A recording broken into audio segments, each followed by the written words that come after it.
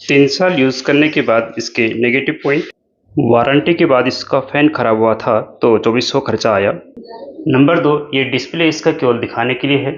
इसके मोड किसी के काम के नहीं है और केवल ऑटो पे रखिए बस। राइट हैंड से खोलने में दिक्कत होती है, लेफ्ट हैंड से सही है। अब बात करते हैं इसके पॉजिटिव पॉइंट की। स्पेस बहुत कम घेरता है। नंबर 2, लुक वाइज बहुत अच्छा है। आगे की तरफ खोलने का हैंडल नहीं है जिससे कि प्लेन ज़्यादा अच्छा दिखाई देता है। कूलिंग बहुत अच्छी है इसकी। वेजिटेबल इत्यादि बिल्कुल फ्रेश रहता है।